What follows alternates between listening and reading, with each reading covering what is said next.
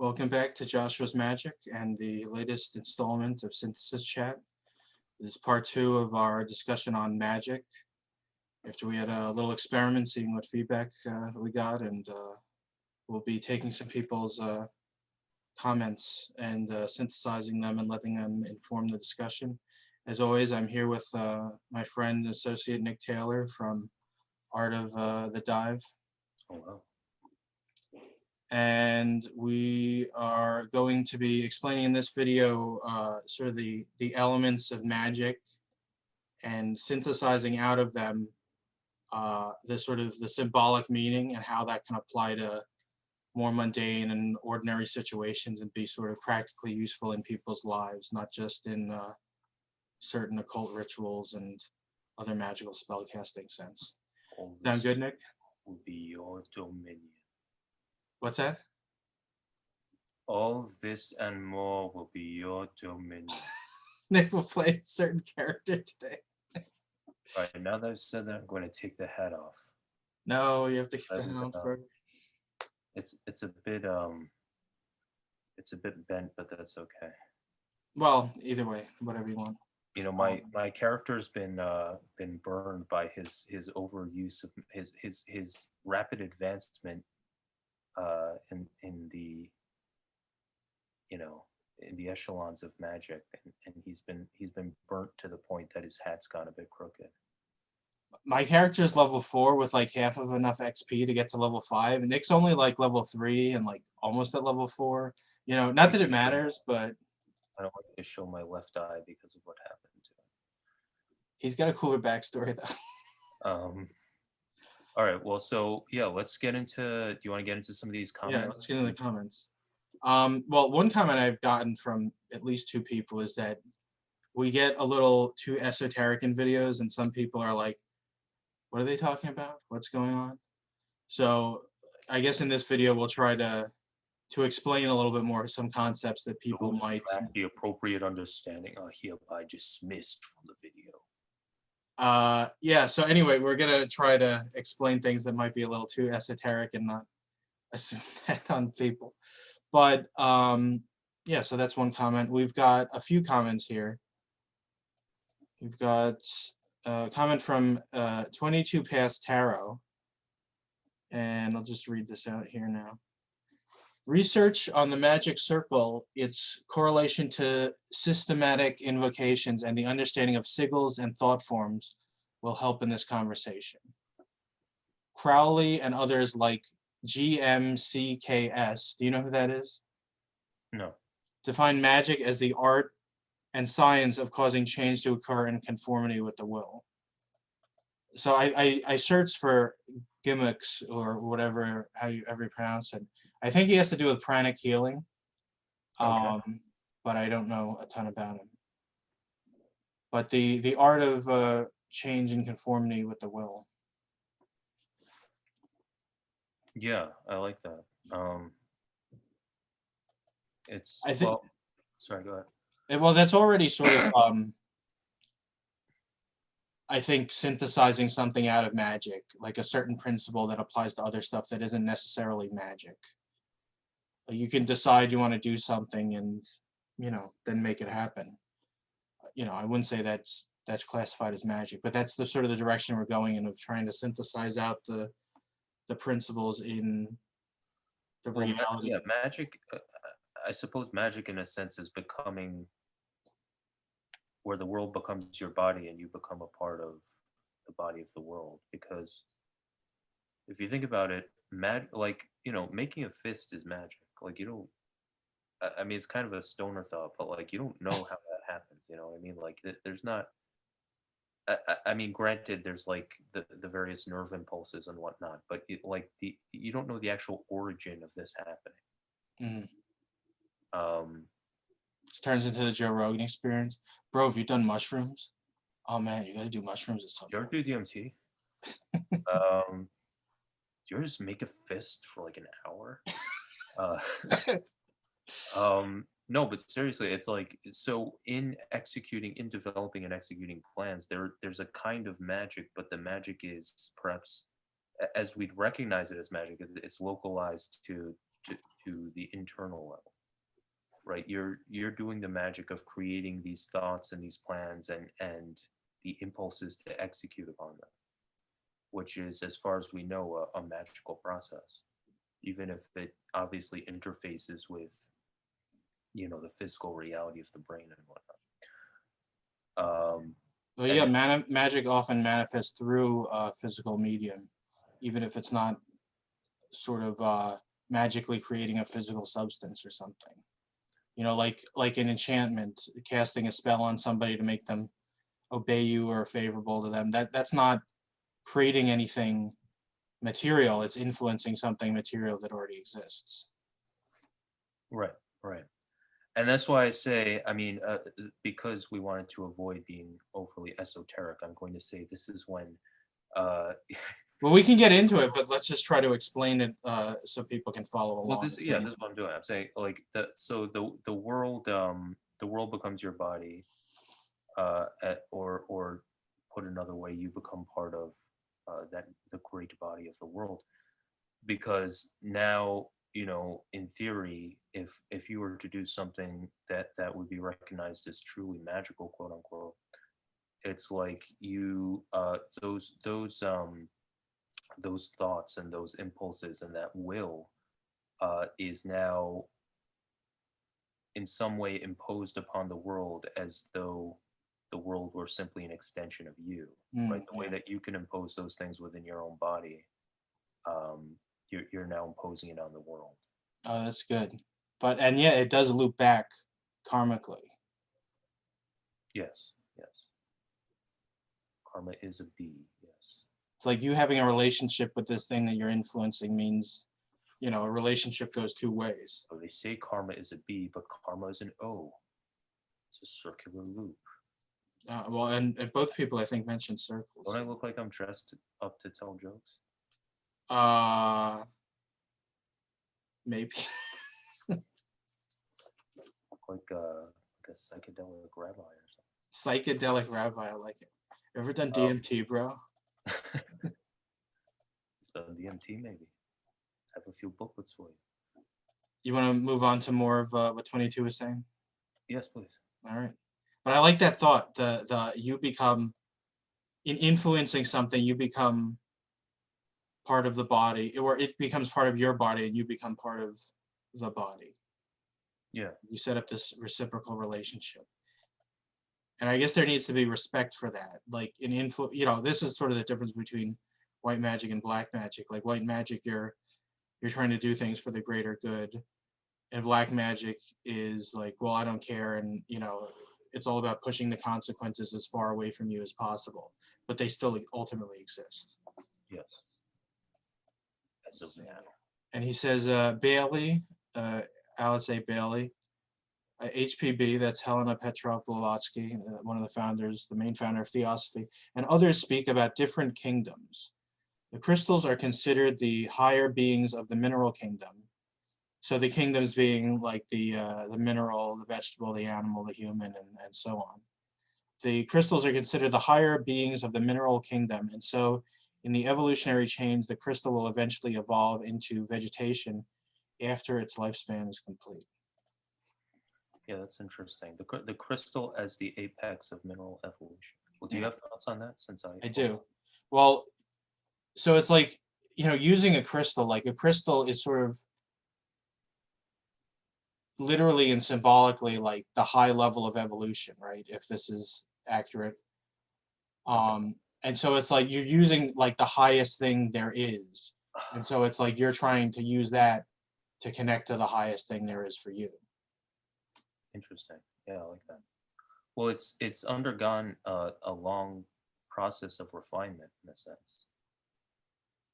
And of course, people may or may not know, but crystal can be looked at as Christ also. Crystal. And so it's like this geometric structure where everything is the Christ or represents the Christ. That's one sort of thought about that interesting word coincidence or synchronicity with the word crystal. Indeed. Yeah, crystals, I mean, you almost just get a visceral sense of them being conduits or something, right?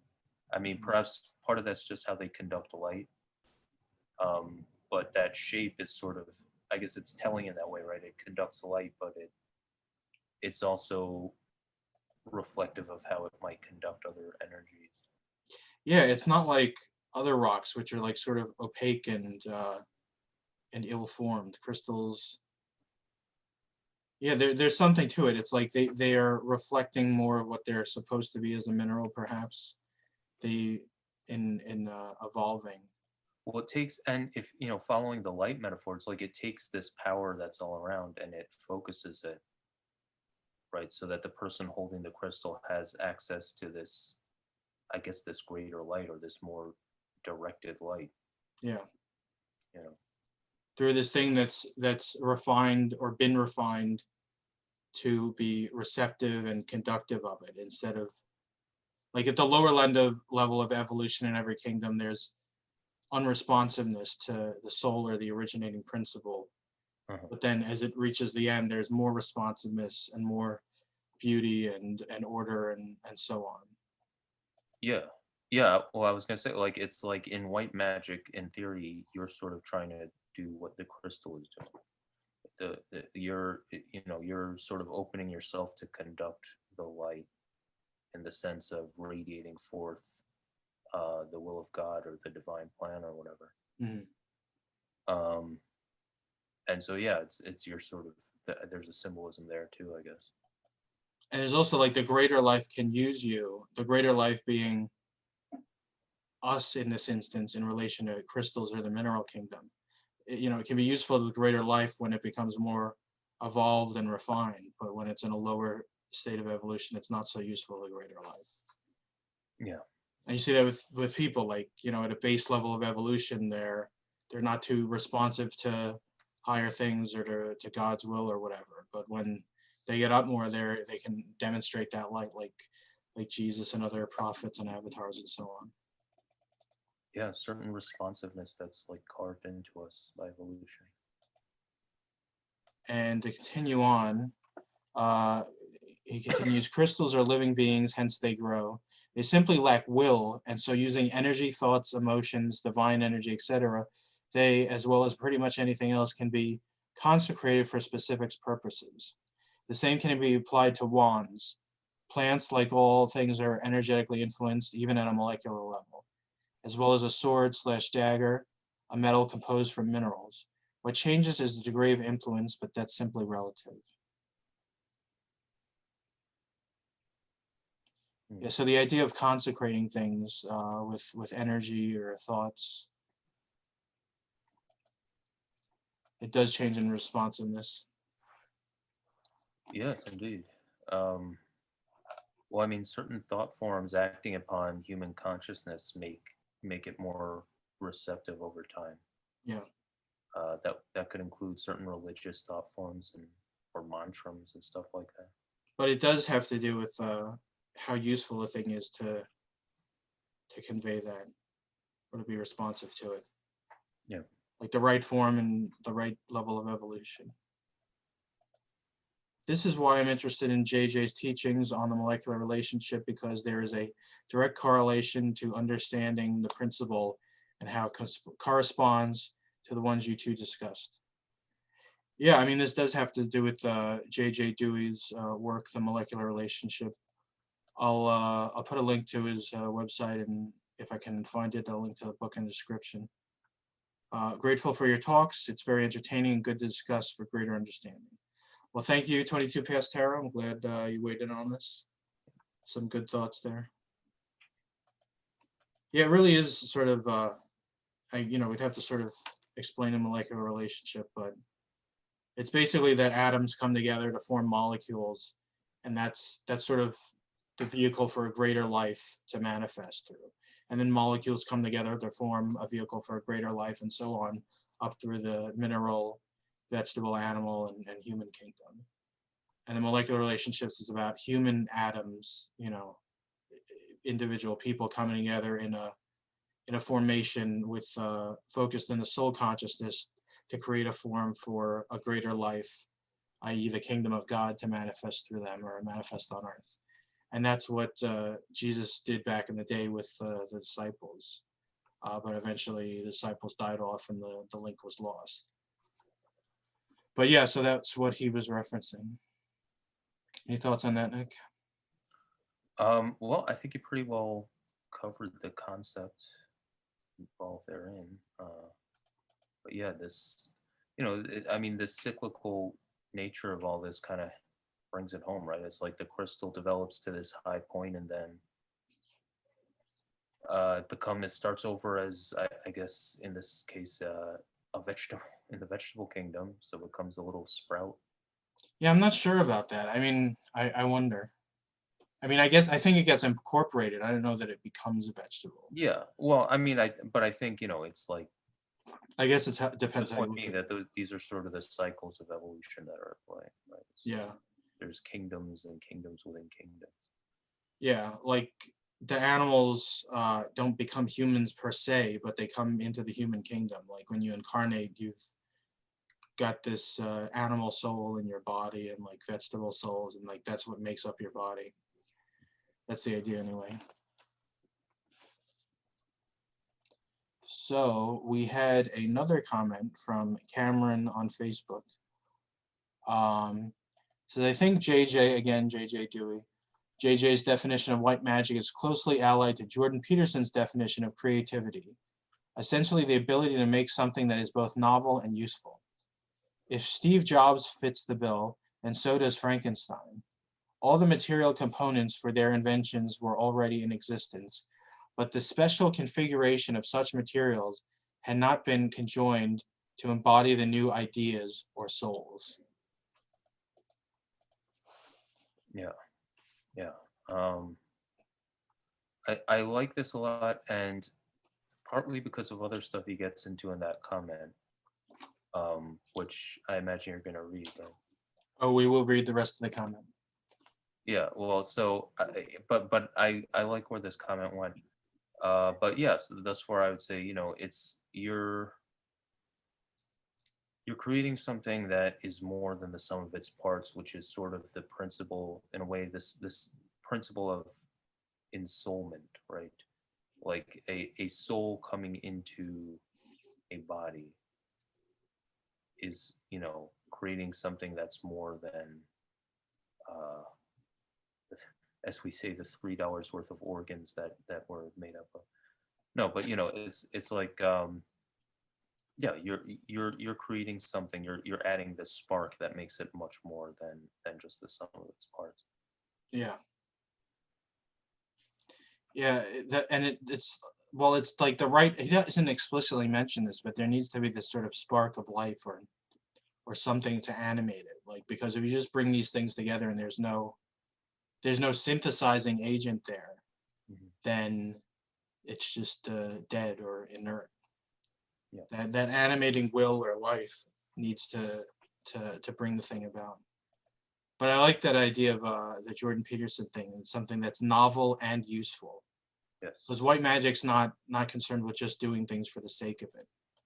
You know, it's not about like black magic, which just makes something happen for somebody's desires or some ego thing. Sit. Sit Nothing more than that. and talk with me. Eat.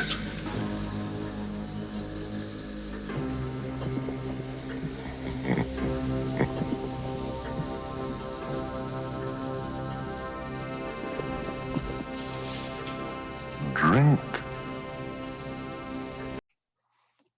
Yeah, indeed. Yeah, like black magic could keep doing the same kind of thing over and over again because the will behind it is for material gratification or selfishness.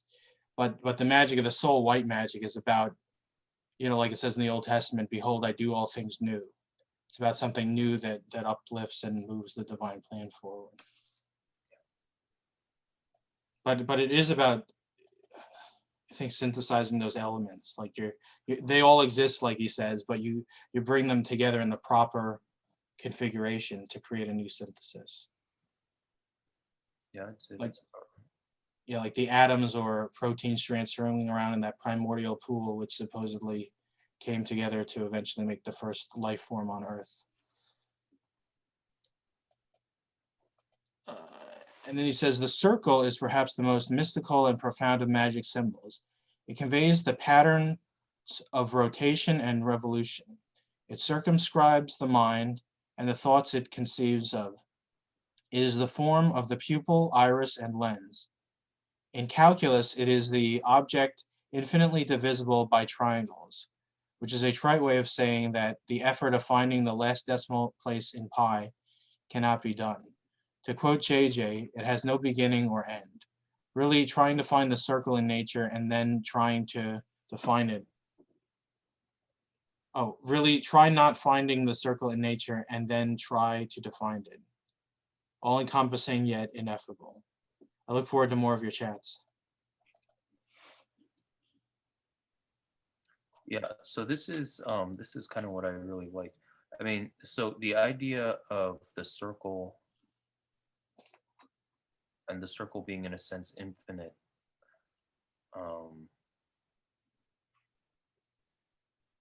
it's sort of like, so in magic, it's almost as though things are drawn down from sort of the formless realms, right? It's like, and a circle is sort of like there's no start, there's no end. I mean, obviously it's a circle, there's a definite form, but the symbolism there, the sort of formal symbolism of it is kind of like, yeah, there's no start, there's no end, there's this sort of continuity which somehow escapes patterns as we normally think of them. And so it's like you draw stuff down from this world to bring it into creation, and then those creations themselves in time have a cyclical and thus circular nature in time. You know, there's cycles to when bringing things about, and the existence of those things in the world, or the execution of plans in the world. Yeah, circle is an interesting symbol. Yeah, that was a little over my head, what he was saying there. It seems like you got a better handle on it. You know, that's what I lost my left eye for. Was that in the Free City of Greyhawk or in the Duchy of 10? It is a place of which you do not know.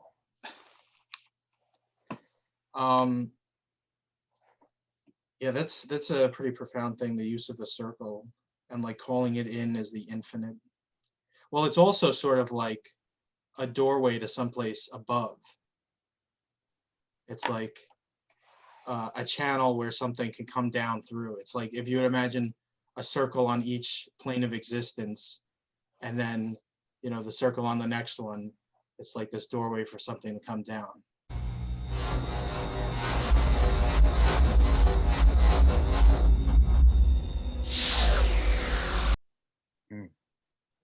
Interesting.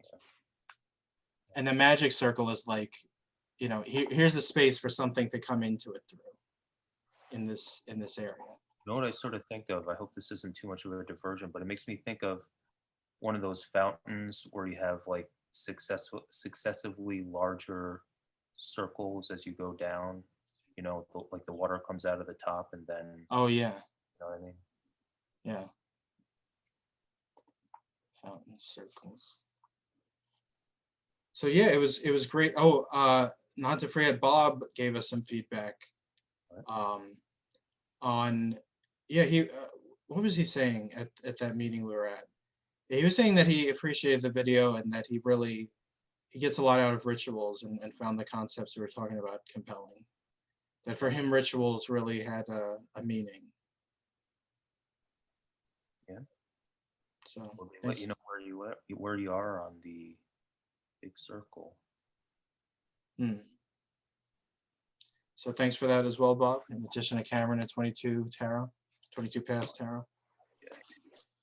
So yeah, let's get back into free forming from these comments we've gotten and see where it takes us.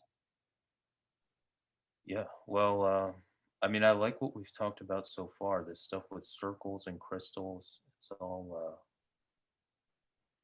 enough to make me want to rent a kiosk at the next hotel convention somewhere. But no, I mean, I really I don't know where to go with it. I keep thinking about the seasons because of this circular thing. The seasons have kind of a profound meaning in terms of magic and stuff like that. Yeah, it's like, well, in Wiccan stuff and probably other things, it's like the solstice, and there's a time to do this ritual and that ritual and stuff. And in astrology, like in the Alice Bailey tradition and others, there's the full moon stuff, the idea that you're closer to positive spiritual forces at the full moon, and that's why they have full moon meetings and try to tap into that and distribute the energy to the humanity. So yeah, it's like these cycles that happen, and using the cycles instead of it's like using the law instead of going against the law. Don't fight forces, use them, is a great quote from I want to say it was Buckminster Fuller. Yeah, that is a good one. So yeah, I mean that applies to magic, but it also applies to people's lives. Like wait for the good time to ask for that raise, or to bring up this idea to somebody. Yeah. I mean, you need control over yourself too, because if you're just impulsive, then it's, oh, I thought of it, I have to say it right now. But if you've got some restraint and control, you can wait till a better time to approach somebody with that idea. Self-awareness is, it's sort of like, God, I feel pretentious saying this, but I think it's true. It's sort of like the the light going through the crystal, right? It's like you have the self-awareness, you have the light on all the parts of yourself, to where you can conduct light. You could say, well, because a lot of impulsivity is just like a lot of you is in darkness. So you don't have the wherewithal or the self-consciousness to be like, oh, I could set this aside for now, and then it's just like, oh, well, I feel this, I got to say this, I don't know when I'm going to get to say it.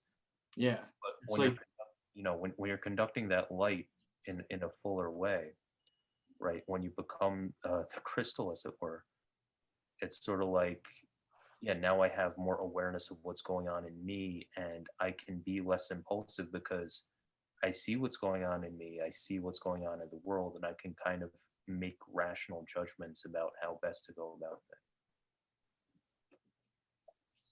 What were you saying? well, yeah, I like that idea. It's funny you worried about being pretentious with us dressed the way we are right now. Yeah, well, no, this is how I show up to the tavern. Like, this is folksy for me. I'll take an L, my good man. Focusing the light. You gotta have that self-control, because it's like if you don't have control, it's like the crystal being more evolved. If like you're the bottom end, you're sort of subject to outer forces and material forces. Whereas if you're reaching the top of evolution, you're directing them wisely. Yeah.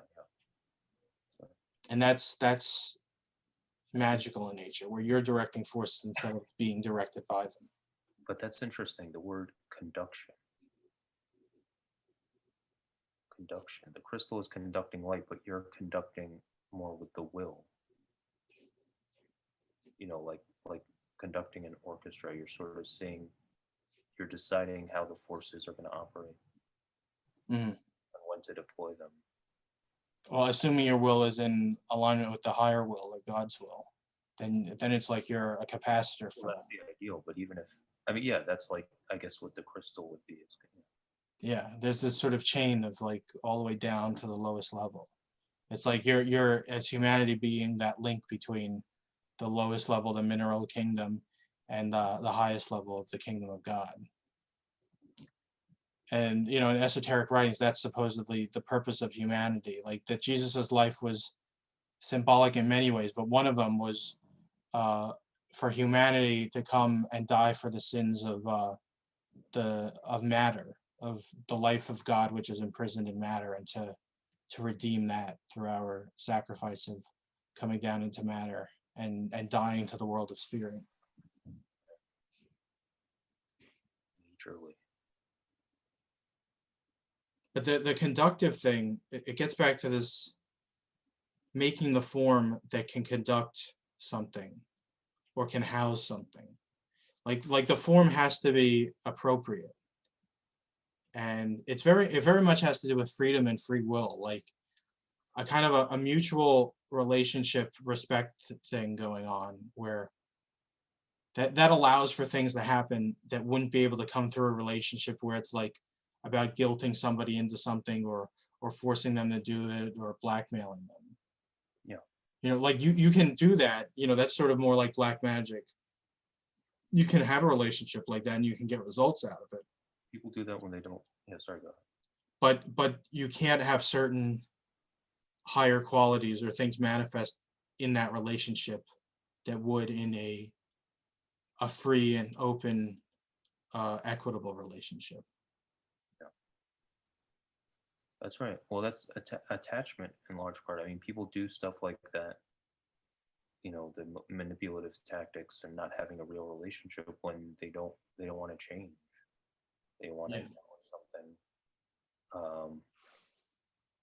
And so, yeah, that's like at a personal level, that's sort of where you can see almost the left-hand path versus the right-hand path, like sort of play out. Yeah, that's pretty important because people think like, yeah, it's just not accepting reality or they don't have hope that there's the possibility of something better. It's like I just have to hold on to this thing that I got now or potentially could get easily because there's not a faith that something better can come through. The consciousness of precariousness, which, you know, in a sort of dark hierarchy that's instilled in people purposely. Yeah, like 1984, like people, there's no faith that good things can come through because, well, I mean, it's a self-reinforcing thing because the state controls everything and, you know, they've got all these structures that sort of prevent it from happening in addition to the propaganda.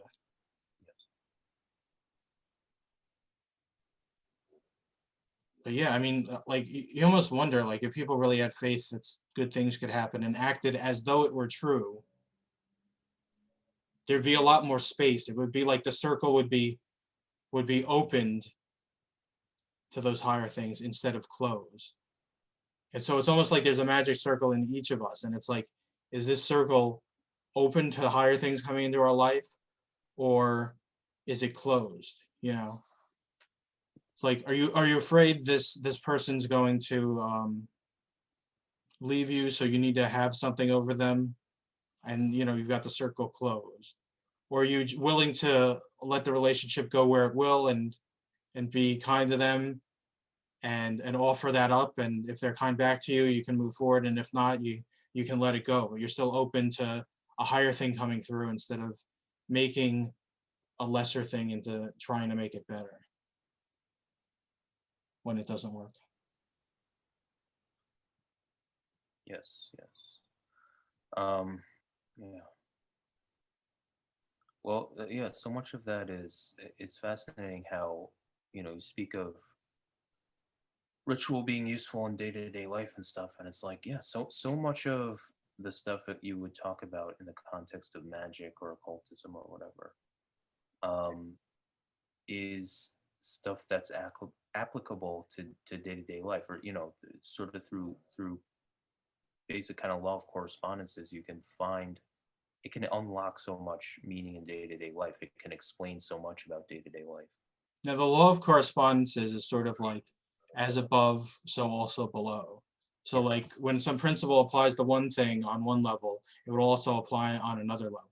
You know, not exactly the same way, but so it's like if you can understand the principle, you can apply it to all sorts of different things.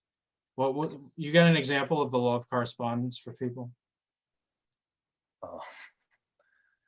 Well, I mean, even what we were talking about with the crystals sort of is, right? The crystals versus the developed human soul.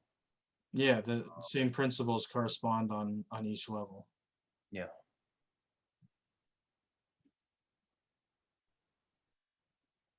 It's an interesting direction. It sort of gives me an idea for next time, but let's see if we go there. Well, I wonder if we even have that much more to say right now.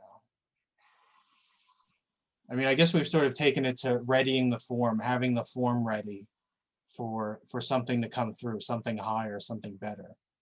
And that's like, you have the idea of what you want to have happen, presumably for positive reasons. And if that idea is correct and just, and you have the will focused on it, then you can manifest that idea. I think that's ultimately what white magic is about. It's about manifesting ideas. Calling forth from the formless circle. And like whether it's the founding fathers manifesting the idea of America, or inventors inventing great things like Tesla or Edison.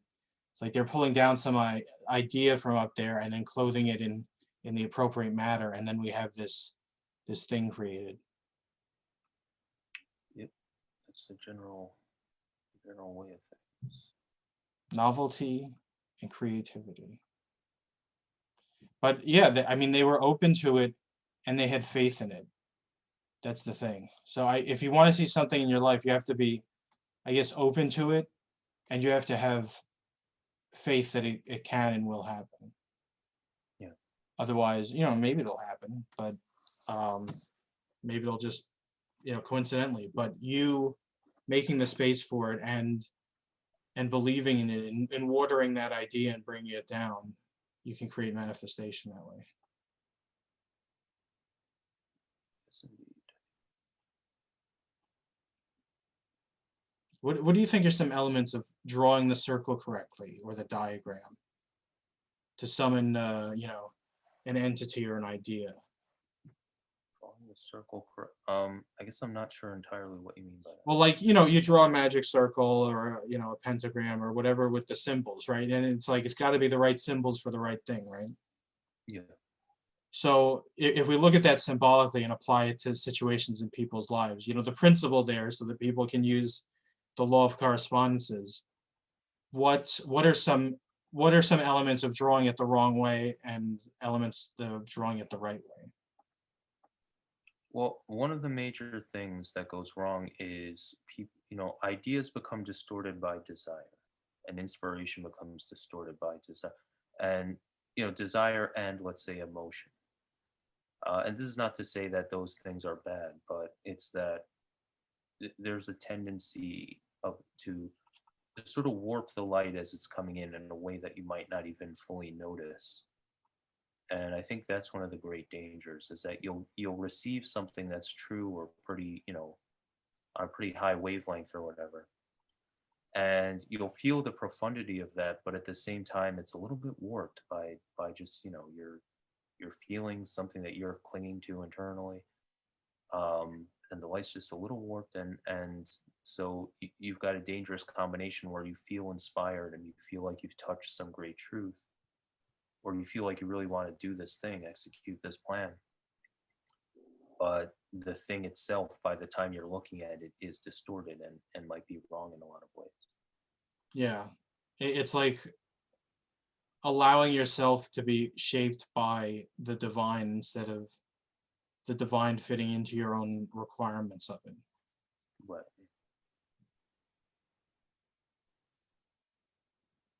Yeah, I guess the other thing is just a distortion of vision. I mean, what you said is sort of a distortion of vision. But let's say they had it clear initially, and then they've consciously or unconsciously warped the initial clear thing they've got by sort of adding to it with, oh, and then I'll be, king of this, or people will, look up to me, and they're attached to that add-on they put onto it, Oh, yeah. It's like they've got the initial sigils to inscribe, or sigils, I think is how you pronounce it. But then they're like, well, let's have this other sigil over here, and this other one, and this will make it really good. Instead of waiting for the glory to sort of unfold, they project the glory of the thing into something that they already understand and like. Yeah, yeah. Well, and again, it gets back to attachment, to holding on to what you have instead of being open to what might be. And I guess, do you have any other thoughts? I think this might be a good place to wrap Yeah, up. like fresh out of thoughts. But I think I had this impression before, but stuff seemed to go in this direction, and maybe we'll talk about culture next time. Yeah, I think that'd be great. Because, you know, the culture of a civilization determines what it's responsive to, or what can come through that, you know. Like if you have this really repressive culture, what's allowed to manifest in that civilization? And I think that's one of the great advances in the Western evolution of political thought, like the idea of freedom as we understand it today. It allows for so much to happen in terms of inventions and business and cultural and social changes to occur, because there's freedom for it. It's not one person at the top sort of telling how it has to be. It's this openness of everybody to the divine to allow the magic to work through society. Indeed. All right. So again, I'm with Nick Taylor from Art of the Dive. Any closing thoughts? No, Art of the Dive is my channel. We'll have some new stuff up there soon, probably with Joshua. And yeah, that's about it. All right. And if you like this video, please go ahead and hit the like button. Leave a comment if you want to share your thoughts and get involved in the discussion. And please do subscribe and hit the notification bell to get notified when new videos come out. And share it and influence some other people, hopefully make their day better. Till then, live long and prosper. Very well.